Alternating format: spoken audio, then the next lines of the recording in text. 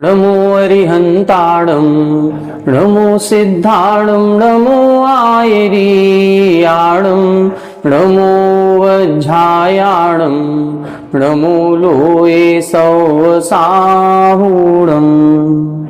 सिद्धं शुद्धं परमीय जिणिन्दवर्णेमि चन्दमकलङ्कं गुणरयणभूषणुदयं जीवस्य परुवणं वोच्छम्। 1008 श्री मूलनायक आदिनाथ भगवान की जय। 1008 श्री गोमटेश्वर बाहुबली भगवान की जय। द्वासांग जिनवाणी माता की जय। आचार्य श्रेष्ठ आचार्य गुरुवर श्री 108 नेमिचंद्र सिद्धांत चक्रवर्ती महाराज की जय। आचार्य श्रेष्ठ आचार्य गुरुवर श्री 108 विद्यासागर जी महामुनि राज की जय। तीर्थ चक्रवर्ती जगत पूज्य निर्यापक श्रमण मुनि पुंगव श्री 108 सुधा सागर जी महाराज की जय। समस्त मुनि संघ की जय। आलोक मोदी स्वाध्याय सुधा यूट्यूब चैनल पर आप सभी दर्शकों का एक बार पुनः हार्दिक स्वागत, हार्दिक अभिनंदन। पूज्यवर आचार्य नेमिचंद्र सिद्धांत चक्रवर्ती महाराज द्वारा रचित श्री गोमटसार जीवकांड जी ग्रंथराज की स्वाध्याय श्रृंखला में हम सभी योग मार्गणा पर विस्तार से चर्चा कर रहे हैं। योग मार्गणा के अंतर्गत मन योग और वचन योग, इन पर अपनी चर्चा पूर्ण हो चुकी है। काय योग पर अपना वर्णन अभी चल रहा है। काय योग के अंतर्गत भी जो 7 प्रकार का काय योग है और 5 प्रकार के शरीरों का जो वर्णन है, उसका वर्णन भी अपन लोगों ने लगभग पूर्ण कर लिया है। अब 5 प्रकार के शरीरों से संबंधित जो कुछ अन्य विशेषताएं हैं, उन अन्य विशेषताओं का वर्णन यहाँ पर किया जा रहा है। पूर्व कक्षा में अपन ने देखा था तो उन 5 प्रकार के शरीरों की विशेषताएं बता रहे थे कि जो औदारिक, वैक्रियक, आहारक, तेजस और कार्मण, ये जो 5 प्रकार के शरीर होते हैं, इनमें जो औदारिक, वैक्रियक, आहारक और तेजस, ये 4 प्रकार के शरीरों की जो वर्गणाएं होती हैं, उनको हम नो कर्म कहते हैं। और जो कार्मण शरीर की वर्गणाएं होती हैं, जो कर्म रूप से परिवर्तित हो जाती हैं, उनको हम कर्म संज्ञा से परिभाषित करते हैं या उनको हम कर्म कहते हैं। इस प्रकार से कर्म और नो कर्म का विभाजन किया था। फिर इधर इन्होंने बताया था कि ये जो 5 प्रकार के शरीर हैं, इन 5 प्रकार के शरीरों में जो इन शरीरों की रचना होती है, वो परमाणु कितने होते हैं। तब इधर इन्होंने बताया था कि अनंत परमाणुओं की एक वर्गणा होती है और ऐसी अनंत वर्गणाओं का एक समय प्रबद्ध होता है। और हम सभी जितने भी जीव हैं, चाहे वो देवनार की हो चाहे मनुष्य त्रियंच हो, हम सभी प्रति समय जो भी शरीर उस जीव के पास है, जैसे हम लोग मनुष्य त्रियंच है तो हमारे पास तेजस शरीर है, कार्मण शरीर है और औदारिक शरीर है। देवनारकियों के तेजस, कार्मण और वैक्रियक शरीर होता है। जब आहारक पुतला निकलता है मुनिराज के, तो तेजस, कार्मण और आहारक शरीर होगा। तो जब भी जितने भी शरीर हैं, प्रति शरीर के हिसाब से हम सभी प्रति समय प्रबद्ध परमाणुओं को ग्रहण करते हैं। कार्मण वर्गणा का हम ग्रहण कर रहे हैं, कार्मण शरीर हमारे हैं, तो प्रति समय कर्म के योग्य होने वाली समय प्रबद्ध परमाणुओं को हम प्रति समय ग्रहण कर रहे हैं। और इसी तरह से औदारिक शरीर के योग्य वर्गणाओं को भी प्रति समय ग्रहण कर रहे हैं। और इसी तरह से तेजस शरीर के योग्य वर्गणाओं का भी हम प्रति समय ग्रहण कर रहे हैं। कितना ग्रहण कर रहे हैं? समय प्रबद्ध प्रमाण। ये समय प्रबद्ध की परिभाषा अपन ने पिछली कक्षा में समझी थी। उसमें हमने बताया था कि ये समय प्रबद्ध सामान्य से तो अनंतानंत होता है, और यदि अपन विशेष से समझना चाहें तो जितने इस संसार में अभव्य जीव हैं, उन अभव्य जीवों के अनंत गुणे, और जितने जीवों को आज तक सिद्धत्व की प्राप्ति हो गई है, उन सिद्धों के अनंतवे भाग प्रमाण, इतने परमाणुओं को यह जीव प्रति समय ग्रहण करता है। इसको आगम में समय प्रबद्ध कहा जाता है। अब ये जो समय प्रबद्ध होता है, ये हर शरीर का अलग अलग होता है। जैसे हमने कहा ना कि अपन तेजस शरीर के योग्य वर्गणाएं भी ग्रहण कर रहे हैं, कार्मण शरीर के योग्य वर्गणाएं भी ग्रहण कर रहे हैं और औदारिक शरीर के योग्य भी ग्रहण कर रहे हैं। तो औदारिक शरीर का जो समय प्रबद्ध होगा, उसमें जितने परमाणु आएंगे, वो परमाणुओं की संख्या सबसे कम होती है। औदारिक से वैक्रियक के योग्य जो परमाणुओं की संख्या होगी समय प्रबंध की, वो संख्या असंख्यात गुणी ज्यादा होती है। वैक्रियक से आहारक की और असंख्यात गुणी ज्यादा होगी। तेजस और कार्मण की तो फिर अनंत गुणी होती है। मतलब हम यदि औदारिक शरीर के योग्य वर्गणाएं भी ग्रहण कर रहे हैं और तेजस शरीर के योग्य भी वर्गणाएं ग्रहण कर रहे हैं, तो औदारिक शरीर के योग्य ग्रहण करते समय प्रति समय एक समय में हमने जितने परमाणुओं को ग्रहण किया उससे अनंत गुणे परमाणु हम तेजस वर्गणा के भी ग्रहण कर रहे हैं, और जितने हम तेजस परमाणुओं को ग्रहण कर रहे हैं उससे अनंत गुणे परमाणु प्रति समय हम कार्बन वर्गणा के या कर्म रूप होने वाले परमाणुओं को ग्रहण कर रहे हैं। तो ऐसा अपन को लगाना पड़ेगा। यह अपन ने पूर्व कक्षा में समझा था कि इनका जो समय प्रबंध है वो अधिक अधिक अधिक होता जाता है। कितना अधिक होता है? आहारक शरीर तक असंख्यात गुणा करना है, और फिर तेजस और कार्बन शरीर में अनंत गुणा करना है। फिर अपन ने एक और विशेषता समझी थी कि यदि हम परमाणुओं की संख्या बढ़ा रहे हैं तो फिर इन शरीरों का आकार भी बढ़ता होगा। बोले नहीं, ऐसा नहीं है, उनके शरीर का आकार छोटा होता जाता है। जितने गुणित क्रम में ये परमाणुओं की संख्या बढ़ रही है उतने ही गुणित क्रम में उनका आकार या अवगाहना जो शक्ति है वो उतनी हीन हो रही है। मतलब औदारिक शरीर से वैक्रियक में असंख्यात गुणे ज्यादा परमाणु हैं, लेकिन वैक्रियक शरीर की जो अवगाहना है वो औदारिक से असंख्यात गुणा कम है। जो वैक्रियक परमाणुओं का जो समय प्रबंध है या जो वर्गणा है वो औदारिक वर्गणाओं के या समय प्रबंध की जो अवगाहना है उससे सूच्यंगुल के असंख्यात में भाग कम स्थान पर आ जाती हैं, या वैक्रियक की जो वर्गणा या समय प्रबंध है वो उसके असंख्यातवें भाग को ग्रहण करता है, उतनी उनकी अवगाहना होती है। इसी तरह आगे पांचों शरीरों में लगाना है।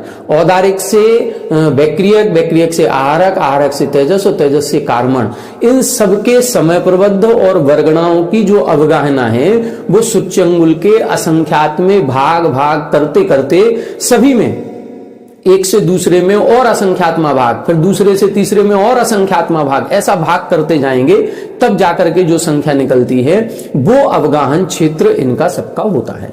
ये अपन ने विशेषताएं यहां तक पढ़ ली थी। अब आगे की कुछ विशेषताएं अपन को और देखनी है। आइए देखें, कुछ थोड़ा सा सैद्धांतिक विषय है, इसको समझने का प्रयास करेंगे। हम अपना पूरा प्रयास करेंगे कि ये विषय आपको समझ में आ जाए।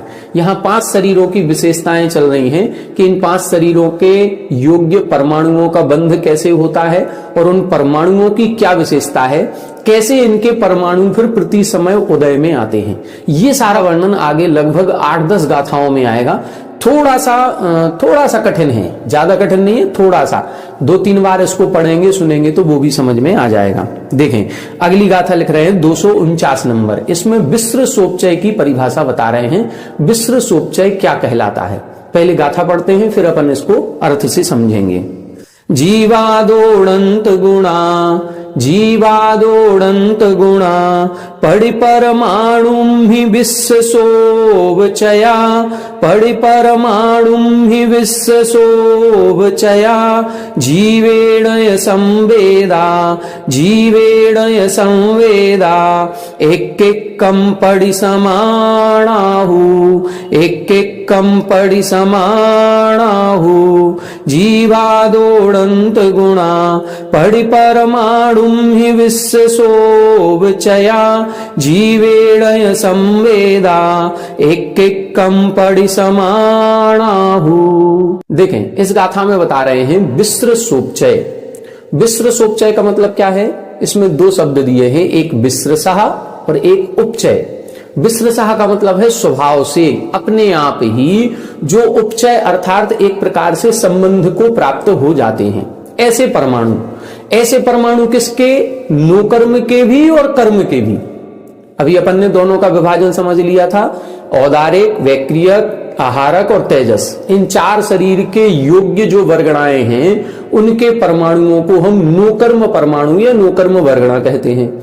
और जो कार्बन शरीर के योग्य ज्ञानावरण, दर्शनावरण, वेदनी, मोहिनी, आयु, जो 8 कर्म हैं अपने, इन कर्मों के योग्य जो वर्गणाएं हैं या परमाणु हैं उनको हम कर्म परमाणु कहते हैं।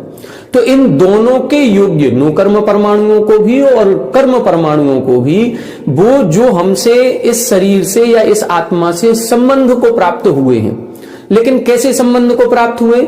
संबंध ऐसा बना है कि कार्मर वर्गणा जो अभी कर्म रूप से नहीं हुई, अभी कार्मर वर्गणा है, कर्म रूप से परिवर्तित नहीं हुई। वो परिवर्तित कब होगी?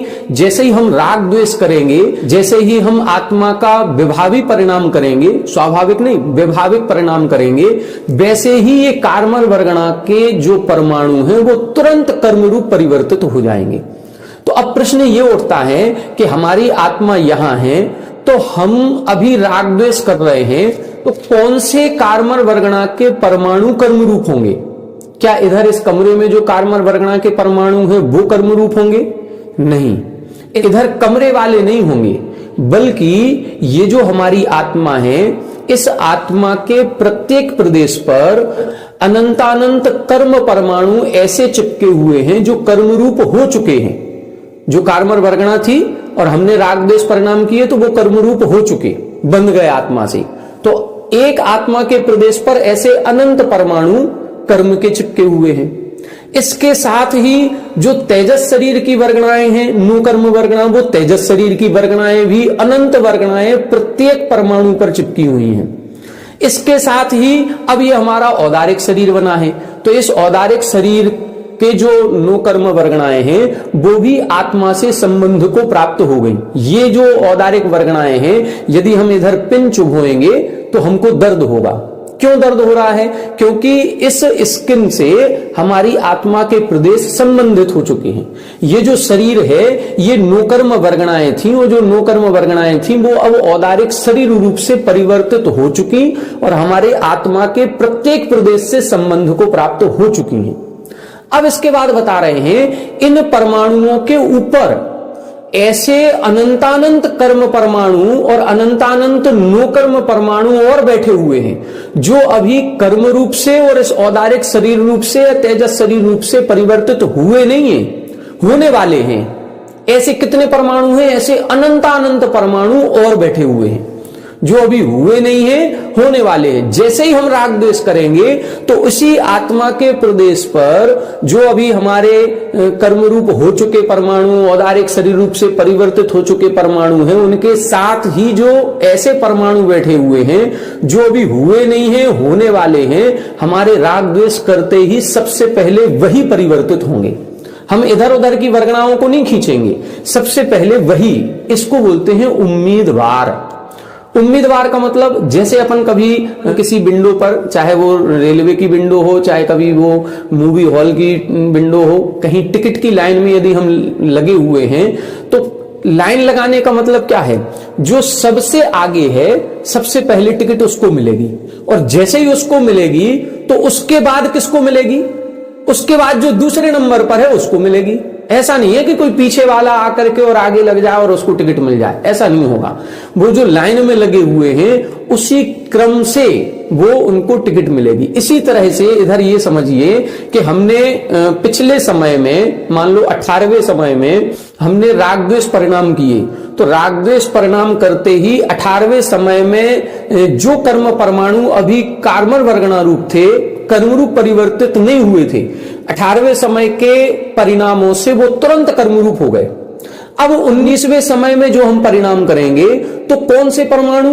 अब फिर से उसी आत्मा के प्रदेशों पर ऐसे अनंतानंत परमाणु चिपके हुए हैं जो अभी कर्म रूप नहीं हुए, जो कर्म रूप होंगे, बस उनको विसृसोपचय कहते हैं। और ये प्रति समय के ऐसे अनंतानंत परमाणु हमारे इस शरीर से, इस आत्मा से संबंधित होते हैं।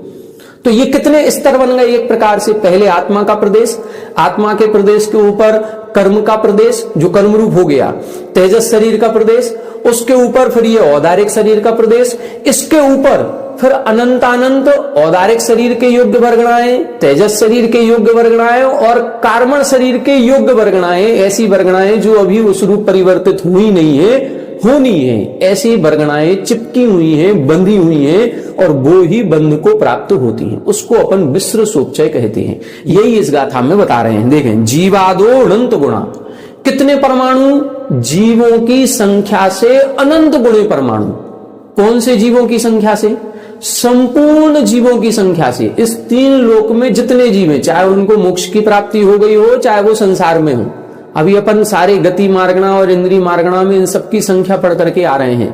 हमने वायु कायक से लेकर के और स्थावर निगोद कायक तक के सभी जीवों की 1 इंद्रियों की संख्या पढ़ी, त्रस जीवों की 2 इंद्रिय, 3 इंद्रिय, 4 इंद्रियों की संख्या पढ़ी, पंचेंद्रियों में चारों गतियों की जीवों की संख्या पढ़ी। ये तो सब संसारी जीव है और अनंतानंत जीव मोक्ष को प्राप्त हो गए। जितने अनंतानंत जीव हैं, संसारी और मोक्ष दोनों को मिला दो, उनकी संख्या से भी अनंत गुणे, जीवादो अनंत गुणा, उन सभी जीवों की संख्या से भी अनंत गुणा पड़ी परमाणु भी विश्व शोभचया।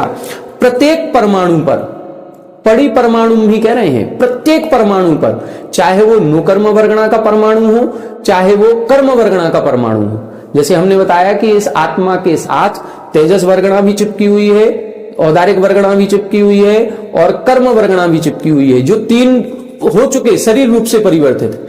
अब तेजस वर्गणा के जितने परमाणु होंगे उन सभी 1-1 परमाणु पर, इसी तरह से औदारिक वर्गणा के भी 1-1 परमाणु पर, और इसी तरह से कार्मर वर्गणा के भी 1-1 परमाणु पर, एक परमाणु पर अनंतानंत परमाणु चिपके हुए हैं। उनको बोलते हैं विश्रसोपचया। ये विश्रसोपचय कहलाती हैं। ये क्या है? जीवेण संवेता, ये जीव से संवेत हैं, संबंध को प्राप्त हैं। बस ये है कि अभी कार्मर वर्गणा रूप से है, कर्म रूप से परिवर्तित नहीं हुए। जैसे ही राग द्वेष करेंगे वैसे ही ये तुरंत ही परिवर्तित हो जाएंगे। एक कम पड़ी समाना हूं और 1-1 प्रति समान है, मतलब हर एक परमाणु पर अनंतानंत अनंतानंत परमाणु चिपके हुए हैं। इसको हम विश्रसोपचय कहते हैं।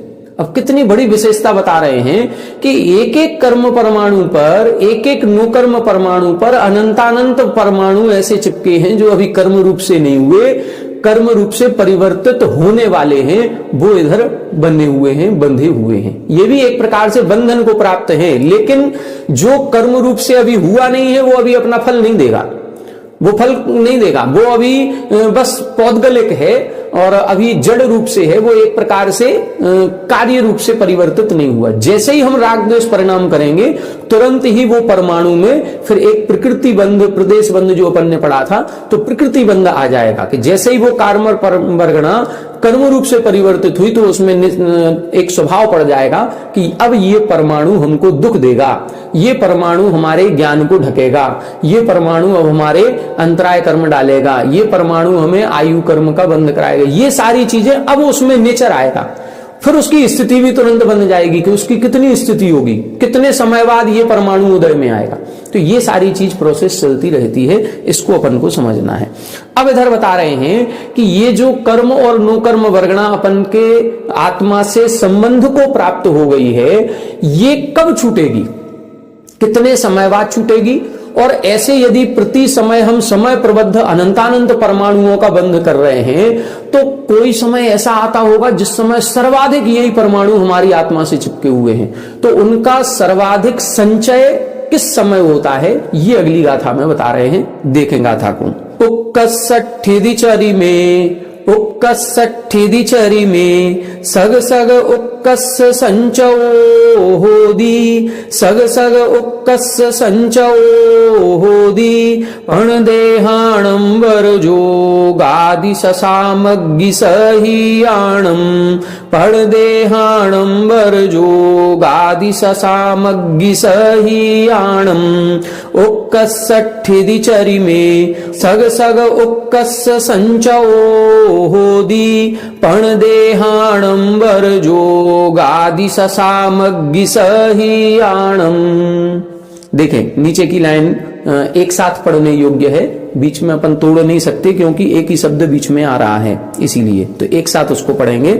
देखें अब इसका अर्थ देखें। उक्कसठिदिचरी में, जो जिस शरीर की, औदारिक शरीर की, वैक्रियक शरीर की, आहारक की, तेजस की या कार्मण की, जिस शरीर की जितनी उत्कृष्ट स्थिति होती है, उस उत्कृष्ट स्थिति के चरी में, चरम समय में सग सग उक्कस संचो होदी, सग सग यानी प्रत्येक का, स्वयं स्वयं का। जैसे औदारिक शरीर की उत्कृष्ट स्थिति कितनी होती है, औदारिक शरीर की उत्कृष्ट स्थिति आगे की गाथा में बताएंगे। औदारिक शरीर की उत्कृष्ट स्थिति 3 पल्य की होती है, क्योंकि औदारिक शरीर किसके होगा? मनुष्य और त्रियंचों के होगा। और मनुष्य त्रियंचों की उत्कृष्ट आयु कितनी होती है? 3 पल्य की। कहां होती है? भोग भूमि, उत्तम भोग भूमि, देवगुरु और उत्तर गुरु में। तो औदारिक शरीर की उत्कृष्ट स्थिति 3 पल्य की है। तो जो 3 पल्य में लास्ट का अंतिम जो समय होगा, चरम समय, चरिमे का मतलब अंतिम समय जो होगा, उस समय उक्कस्य संचो होदी, उस समय इस औदारिक शरीर के योग्य जो नोकर्म वर्गणाएं आत्मा से बंध को प्राप्त है, वो सर्वाधिक परमाणु उस समय होंगे।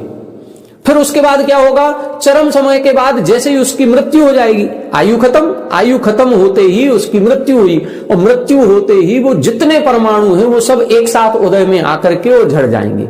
फिर क्या होगा? फिर उसके बाद देवों का शरीर मिलना है, तो फिर वैक्रियक शरीर मिलेगा।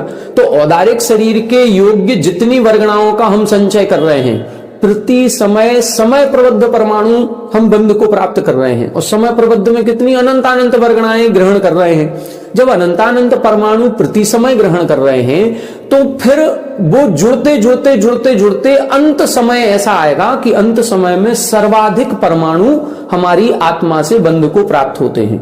और जैसे ही हमारी मृत्यु होगी, अंत समय वो खत्म होगा, वैसे ही औदारिक शरीर पूरा नष्ट होना है, क्योंकि औदारिक शरीर को लेके तो अगली पर्याय में जा नहीं सकते। तो वो सारे परमाणु एक साथ ही नष्ट हो जाते हैं। इसी तरह से वैक्रियक में लगाएंगे, तो वैक्रियक में कितनी आयु होती है अधिकतम? क्योंकि वैक्रियक शरीर जो प्राप्त होता है वो आयु पर्यंत हमारे साथ रहता है। तो वैक्रियक शरीर देवनारकियों के होता है, और देवनारकियों के उत्कृष्ट आयु कितनी है? 33 सागर। तो वैक्रियक शरीर की उत्कृष्ट स्थिति 33 सागर की है। तो 33 सागर का जो अंतिम समय होगा, उस अंतिम समय में जब देव मरने वाला है अगले समय में, इसी तरह से जब नारकी भी उधर से मरण करके अगली पर्याय में जाने वाला है, तो जो अंतिम समय होगा उस समय वैक्रियक शरीर के सर्वाधिक नोकर्म परमाणु उस आत्मा के साथ बंध को प्राप्त हैं। वो सभी पूर्व के परमाणुओं का जोड़ है। ऐसा नहीं कि उस समय इतने प्राप्त हो रहे हैं, नहीं, वो जोड़ करके निरंतर करके। अभी इसका और अपन खुलासा करेंगे तो और अच्छे से समझ में आएगा। तो इसी तरह से तेजस शरीर में लगाना है। तेजस शरीर में कितना लगाया जाता है? तेजस शरीर की जो स्थिति बताई गई है, आगे की गाथा आएगी 252 नंबर की, उसमें बताएंगे तेजस शरीर की स्थिति उत्कृष्ट होती है 66 सागर की। जैसे औदारिक शरीर है, ये 3 पल्य में छूटेगा ही छूटेगा। वैक्रियक शरीर है, ये 33 सागरवाद छूटेगा ही छूटेगा। लेकिन तेजस और कार्मण शरीर ऐसा होता है, ये शरीर आयु से बद्ध नहीं है कि आयु खत्म हो गई तो तेजस शरीर भी छूट जाएगा, कार्मण शरीर भी छूट जाएगा। नहीं, अपन ने एक सूत्र पढ़ा था, अनादि संबंधित। ये तेजस और कार्मण शरीर ऐसे हैं, ये कभी छूटते नहीं है। ये तो तभी छूटेंगे जब मोक्ष की प्राप्ति होगी। तो जब तक हमें मोक्ष की प्राप्ति नहीं हुई संसार में है, तब तक तेजस और कार्मण शरीर तो रहेंगे ही रहेंगे। औदारिक वैक्रियक आहारक शरीर ये मिलता रहेगा और छूटता रहेगा। तो औदारिक और वैक्रियक शरीर की जो उत्कृष्ट स्थिति है वो तो आयु प्रमाण होती है, लेकिन तेजस शरीर की उत्कृष्ट स्थिति कितनी है? इसकी उत्कृष्ट स्थिति 66 सागर प्रमाण होती है। मतलब आज यदि हमने कोई तेजस शरीर के योग्य वर्गणाओं का ग्रहण कर रहे हैं, प्रति समय कर रहे हैं, इस समय जो हमने वर्गणाएं इसकी ग्रहण की हैं, ये हो सकता है यदि उत्कृष्ट स्थिति का बंध करेंगी तो 66 सागर तक इस आत्मा के साथ बंध को प्राप्त रहेंगी। 66 सागर से ज्यादा की स्थिति तेजस परमाणुओं की नहीं होती। फिर उसके बाद क्या होगा? आगामी समय में भी तो हम तेजस वर्गणाओं का बंध कर रहे हैं, तो तेजस शरीर बना रहेगा। बस ये है कि जो आज हमने बंद किया वो 66 सागर के बाद वो छूट जाएगा, तो आगामी समय में जो बंद किया था वो बंधा रहेगा। तो ऐसे बंध चलता रहता है। जैसे हमने पानी की टंकी है ऊपर, अब पानी की टंकी कभी खाली नहीं हुई, हम रोज यहां से जेट पंप चला करके उसमें पानी जा रहा है, और रोज नल की टोटी नीचे खोल करके हम उसका पानी ला रहे हैं, लेकिन टंकी में पानी हमेशा बना रहेगा। इसी तरह से इधर है कि हम समय प्रबद्ध परमाणुओं का प्रति समय बंद भी कर रहे हैं, और समय प्रबद्ध परमाणुओं का प्रति समय उदय भी होता है। प्रति समय जैसे तेजस शरीर को ही लगाएं तो तेजस शरीर के योग्य वर्गणाओं को हम प्रति समय अनंत वर्गणाओं का बंध कर रहे हैं, और प्रति समय अभी अनंत वर्गणाएं छूट भी रही हैं, फिर भी हमारी आत्मा के साथ तेजस वर्गणाएं निरंतरता में बनी रहेंगी। तो एक परमाणु कब कितनी देर तक रहेगा? वो 66 सागर तक रहेगा, इससे ज्यादा नहीं रहेगा। कार्बन शरीर के योग्य वर्गणाएं होती हैं, वो कितनी उत्कृष्ट स्थिति तक ठहरेंगी? कार्बन शरीर को अपन ने देखा है, कर्म 8 प्रकार के होते हैं, ज्ञानावरण, दर्शनावरण और वेदनी, इनकी होती है 30 कोड़ा कोड़ी सागर। सप्ततिर्मोहिनी यस्य, मोहिनी कर्म की 70 कोड़ा कोड़ी सागर होती है। और नाम और गोत्र की होती है विंशतिर नाम गोत्रयो, तो 20 कोड़ा कोड़ी सागर। और आयु कर्म की होती है 33 सागर। तो जिस कर्म की जितनी स्थिति है, उस कर्म के जो बंध होगा, तो वो परमाणु उतनी स्थिति तक हमारी आत्मा के साथ बंध को प्राप्त होगा, उसके बाद वो छूट जाएगा। आहारक शरीर का कितना होता है? तो आहारक शरीर का जो बंध बताया गया वो अंतर्मुहूर्त प्रमाण ही होता है, क्योंकि आहारक पुतले का निर्माण होना प्रारंभ हुआ, उससे अंतर्मुहूर्त के बाद ही उसको वापस अपने इसी शरीर में समा भी जाना है। तो अंतर्मुहूर्त ही उसकी स्थिति रहती है, इससे ज्यादा नहीं रहती। तो जो भी शरीर, क्या लिखा? पण देहाड़म, पांचों ही शरीरों की वर जोगादि ससामग्री सहियाणम। अब ये उत्कृष्ट जो संचय होता है, ये किस कारण से होता है? उसका कारण बता रहे हैं, वर जोगादि, मतलब उत्कृष्ट योग आदि जो ससामग्री यानी जो सामग्री होती है, उस सामग्री से सहित जीवों के ये उत्कृष्ट स्थिति बनती है। सभी के नहीं बनती। ऐसा नहीं है कि हमारे अभी तेजस शरीर बन रहा होगा तो वो 66 सागर वाला बन रहा होगा, नहीं। अभी जो औदारिक परमाणु हमारे बंध को प्राप्त हो रहे होंगे वो 3 पल्ले के हो रहे होंगे, नहीं, ऐसा नहीं है, हमेशा नहीं होगा। ये इसके योग्य जो उत्कृष्ट स्थिति का बंध होता है, उसके योग्य उत्कृष्ट योग होना चाहिए, उत्कृष्ट भवाद्धा होनी चाहिए, उत्कृष्ट आयु होनी चाहिए, वैसे संक्लेश विशुद्ध परिणाम होने चाहिए, उत्कर्षण अपकर्षण होना चाहिए। अब ये कौन सी सामग्री होती है वो अगली गाथा में बता रहे हैं। ये जो अगली गाथा में है, ये इसी उत्कृष्ट संचय के योग्य सामग्री बता रहे हैं कि जिनके ये पाया जाएगा उन्हीं के ये उत्कृष्ट बंधु होता है। तो ये उत्कृष्ट बंध आप लोग समझ गए होंगे कि यहां पर ये बताना चाह रहे हैं कि जो औदारिक शरीर के योग्य वर्गणाएं हम ग्रहण करते हैं, तो इनका उत्कृष्ट संचय किस समय होता है? तो वो उसकी उत्कृष्ट स्थिति के अंतिम समय होता है। अब वो अंतिम समय क्यों होता है, किस कारण से होता है, वो कारणधर बता रहे हैं, और अगली गाथा में वो उत्कृष्ट स्थिति बताएंगे। दोनों अपन देखेंगे। 251 नंबर देखें। आवासयाहु भव अद्धाउस्सम जोग संकिले सोय, आवासयाहु भव अद्धाउस्सम जोग संकिले सोय, ओक्कट्टुक्कट्टणगा ओक्कट्टुक्कट्टणगा छच्चेदे गुणद कम्मंसे, छच्चेदे गुणद कम्मंसे, आवासयाहु भव अद्धाउस्सम जोग संकिले सोय, ओक्कट्टुक्कट्टणगा छच्चेदे गुणद कम्मंसे। देखें इधर बता रहे हैं, आवासया ये आवश्यक है, बिना इनके वो उत्कृष्ट संचय जो होता है वो नहीं हो पाएगा। तो उत्कृष्ट संचय किसके होता है, क्यों होता है, किस कारण से होता है, वो कारणधर बता रहे हैं। भव अद्धा यानी भवाद्धा, एक भव अद्धा यानी काल, एक भव के प्रमाण काल। दूसरा है आउस्सम यानी आयु प्रमाण, मतलब उत्कृष्ट भवाद्धा हो, उत्कृष्ट आयु हो, फिर जोग योग हो, संक्लेश उत्कृष्ट संक्लेश परिणाम भी हो, और ओक्कट्टण और उक्कट्टण, ओक्कट्ट यानी अपकर्षण और उक्कट्ट यानी उत्कर्षण। ये 6 चीजें, छच्चेदे, ये 6 चीजें मिलती हैं गुणित कम्मन से, गुणित कर्मान से। उस जीव को गुणित कर्मांश जीव कहा जाता है जिस समय वह उत्कृष्ट स्थिति का बंध करता है। ये उत्कृष्ट नुकर्म वर्गणा या कर्म वर्गणाओं का संचय करता है, तो इन कारणों से करेगा, और जो करता है उसको गुणित कर्मांशक जीव कहा जाता है। तो ये एक विशेष शब्द है, इसको याद रखें। अब भवाद्धा किसे कहते हैं? भवाद्धा का मतलब है, देखो आयु में और भाव में अंतर है। आयु मनुष्य आयु और मनुष्य भव, इन दोनों में अंतर हो गया। आयु कर्म के बराबर होगा। एक आयु कितनी हो सकती है मनुष्य की? 3 पल्ले की। या कर्म भूमि की होगी तो एक मनुष्य की आयु कितनी है, एक पूर्व कोटि की।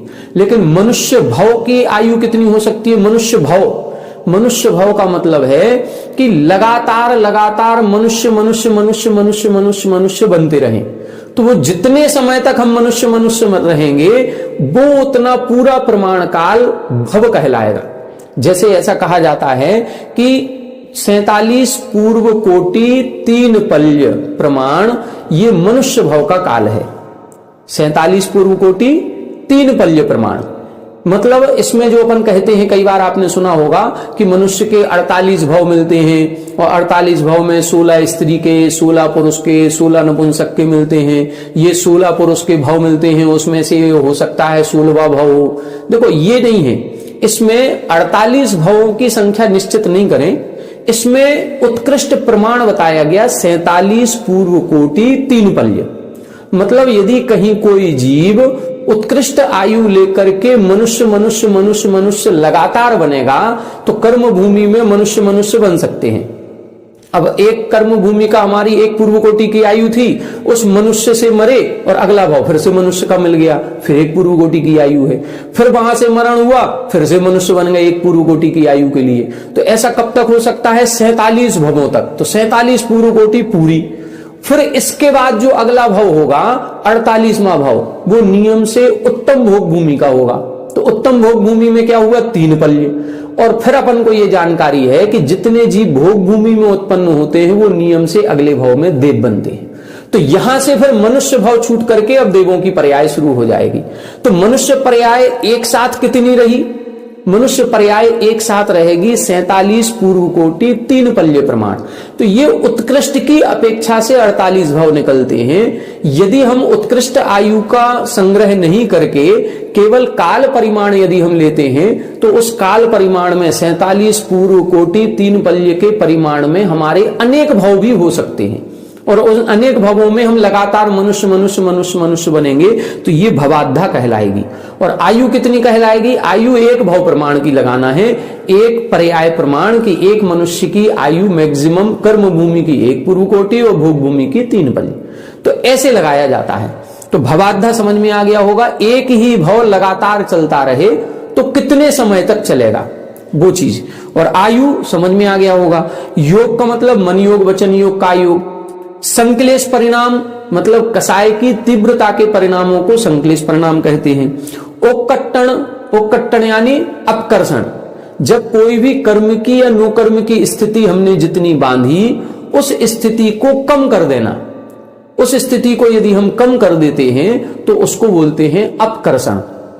मतलब जो ऊपर के निषेक थे, ऊपर के निषेकों को खींच करके हम नीचे ला दिए, उसको बोलते हैं हम अपकर्षण।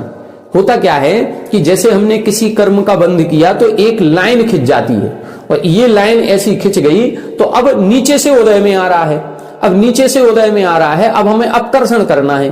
तो अपकर्षण क्या करेंगे, जो ऊपर का पानी था उस पानी को हम नीचे ले आए। जैसे मान लो कि हमने टंकी भर दी और वो जो टंकी भरी है यदि हम जेट चालू नहीं करें तो वो टंकी का पानी जो है वो लगातार यदि हम नल से निकालेंगे तो 10 घंटे में खाली होगा। अब हमने नल की टोटी नीचे से खोल दी और टंकी भरी है, वो 10 घंटे में खाली होगा क्योंकि पाइपलाइन में जितना पानी निकल सकता है उतना निकल रहा है।